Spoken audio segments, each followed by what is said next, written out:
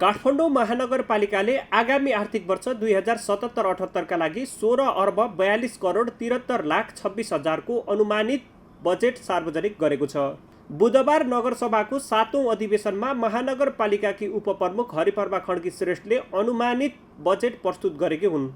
आर्थिक विकास क्षेत्रका लागि 17 करोड 23 लाख विनियोजन गरिएको छ। यो कुल बजेटको 1.5% हो।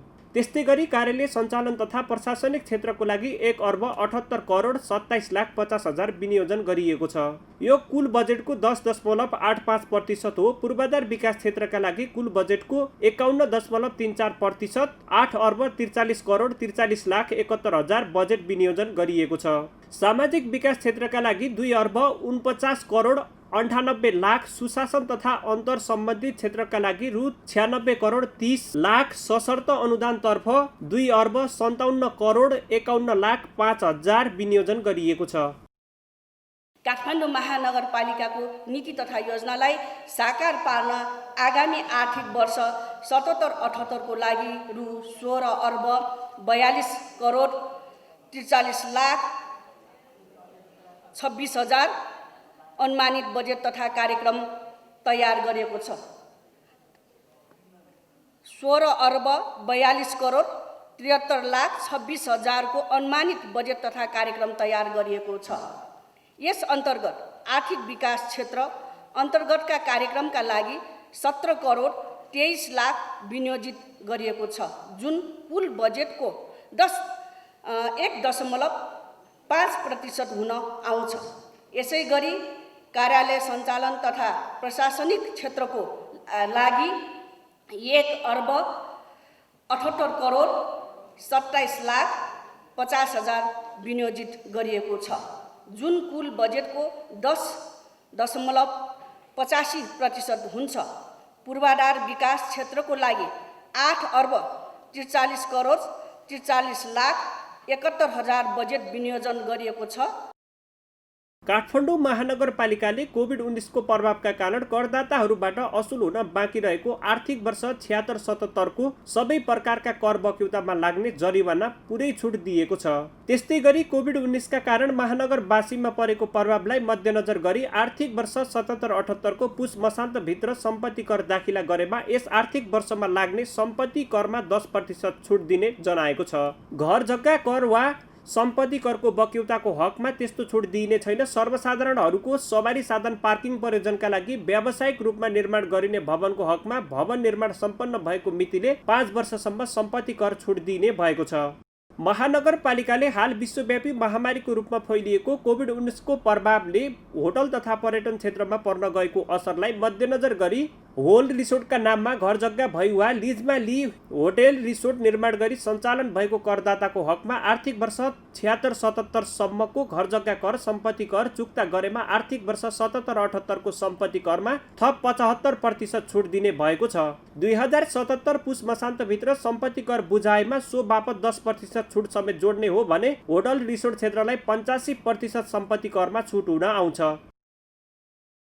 कोभिड-19 को कारण महानगरवासीमा परेको प्रभावलाई मध्यनजर गरी आर्थिक वर्ष 77-78 को पौष मसान्तभित्र सम्पत्ति कर दाखिल गरेमा यस आर्थिक वर्षमा लाग्ने सम्पत्ति करमा 10% छुट दिइनेछ।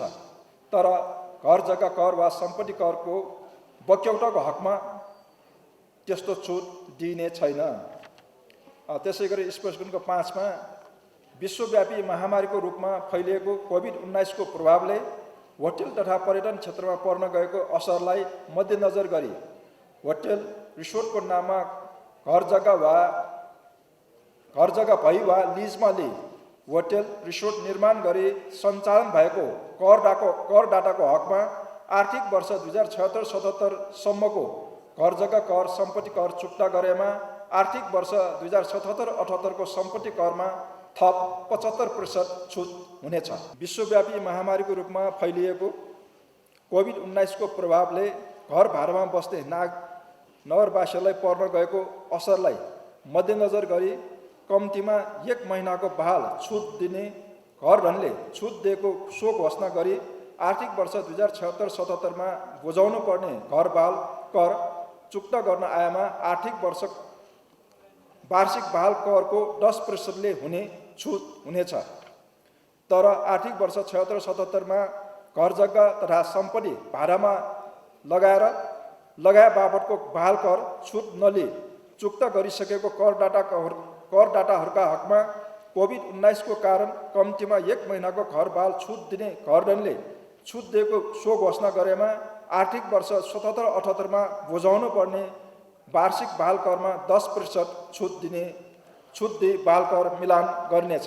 व्यापार व्यवसाय गरी बस्ने करदाताहरूलाई समेत प्रत्यक्ष प्रभाव परेको हुँदा आर्थिक वर्ष 77-78 लाग्ने व्यवसाय करमा यस अनुसूचीको खण्ड मा उल्लेखित होटल, पर्यटन तथा मनोरञ्जन क्षेत्रसँग सम्बन्धित व्यवसायहरूले तिर्ने व्यवसाय करमा 50% र अन्य खण्डमा उल्लेखित व्यवसायहरूले तिर्ने व्यवसाय करमा 20% छुट हुनेछ। कम्तीमा 1 महिनाको घर बहाल छुट दिने घरधनीले छुट दिएको सो घोषणा गरी आर्थिक वर्ष 2076-77 बुझाउनु पर्ने घर बहाल कर चुक्ता गरेमा वार्षिक बहाल करमा 10% छुट दिने भएको छ। तर आर्थिक वर्ष 76-77 घर जग्गा तथा सम्पत्ति भाडामा लगाए बापतको बहाल कर छुट नलिई चुक्ता गरिसकेका करदाताहरूका हकमा कोभिड-19 का कारण कम्तीमा 1 महिनाको घर बहाल छुट दिने घरधनीले छुट दिएको सो घोषणा गरेमा आर्थिक वर्ष 77-78 बुझाउनु पर्ने वार्षिक बहाल करमा 10% छुट दिई बहाल कर मिलान गरिने भएको छ। त्यस्तै गरी काठमाडौँ महानगरपालिकाले विश्वव्यापी महामारीको रूपमा फैलिएको कोभिड-19 रोकथामका लागि नेपाल सरकारले घोषणा गरेको बन्दाबन्दीका कारणले काठमाडौँ महानगरपालिका क्षेत्रमा व्यापार व्यवसाय गरी बस्ने करदाताहरूलाई व्यवसाय करमा 50% सम्म छुट दिएको छ। महानगरपालिकाले आर्थिक वर्ष 77-78 लाग्ने व्यवसाय करमा होटल, पर्यटन तथा मनोरञ्जन क्षेत्रसँग सम्बन्धित व्यवसायहरूले तिर्ने व्यवसाय करमा 50% र अन्य सबै व्यवसायहरूले तिर्ने व्यवसाय करमा 20% छुटको व्यवस्था गरेको हो। 50% व्यवसाय कर छुट पाउने होटल, पर्यटन तथा मनोरञ्जन व्यवसायमा सबै तारे होटलहरू, चलचित्र प्रदर्शनी घर, साधारण hotel, lodge, guest house, homestay, host, restaurant and bar, travel र ट्रेकिङ एजेन्सी, क्रियासन, खेल लगायतका रहेका छन्। तर महानगरले जडीबुटी, कबाडी र जीवित पशुमा थप कर लगाउने तयारी गरेको छ। यस सम्बन्धी करका प्रस्तावबारे अर्को नगरसभाले निर्णय गर्ने मेयर साक्यले जानकारी दिए। कोभिड-19 को असर, रोकथाम र यसबाट पर्न सक्ने प्रभावहरूको न्यूनीकरणका लागि विशेष कार्यक्रमहरू बजेट विनियोजनमा उल्लेख गरिएको छ। त्यस्तै गरी महानगरका लागि विशेष महत्त्व मानिने योजनाहरू काठमाडौँ महानगरपालिकाको कार्यालय भवनको निर्माण, भर्टिकल पार्किङ भवन निर्माण, पर्यटन पदमार्ग विकास, कोटेश्वर तिनकुनेमा बुद्ध पार्क निर्माण, मेगा हल निर्माण, सार्वजनिक जग्गा संरक्षण, पार्किङ निर्माण तथा हरियाली प्रवर्धन, नदी नियन्त्रण तथा कोरिडोर निर्माण, शहरी यातायात व्यवस्थापन जस्ता कार्यक्रमहरूका लागि बजेटमा प्राथमिकतामा राखिएको छ। समृद्धिका लागि सहकारी अभियान, एकीकृत सिप विकास कार्यक्रम, मेड इन काठमाडौँ, जीवन निर्वाहका लागि पारिश्रमिक कार्यक्रम, हन अफ बस सञ्चालन, प्रविधि मैत्री सिटी लाइब्रेरी, महानगर महिला सहजीकरण केन्द्र स्थापना तथा सञ्चालन, युवा संघ मेहर कार्यक्रम र वडामा मेलमिलाप शिविर सञ्चालन जस्ता महत्त्वपूर्ण कार्यक्रमहरूका लागि पनि महानगरपालिकाले बजेट विनियोजन गरेको छ।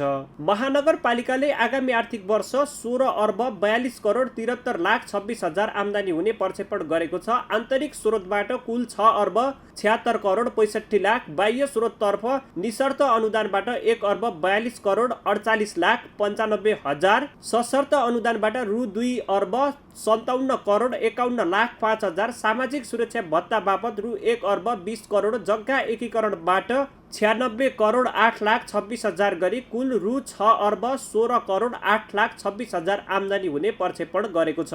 नपोग हुने रकम 3 अर्ब 50 करोड बैंक मौजातबाट बेहोर्ने भएको छ।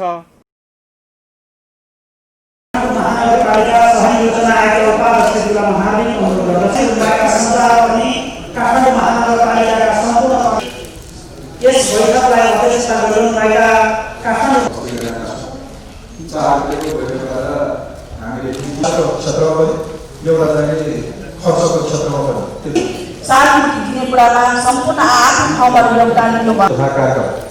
कानुनको व्यवस्था अनुसार उपप्रमुखको हैसियतले आर्थिक वर्ष 77-78 म सम्पूर्ण यो अहिले कोभिड-19 सल्लाह गरेर त्यसलाई समृद्ध बनाउने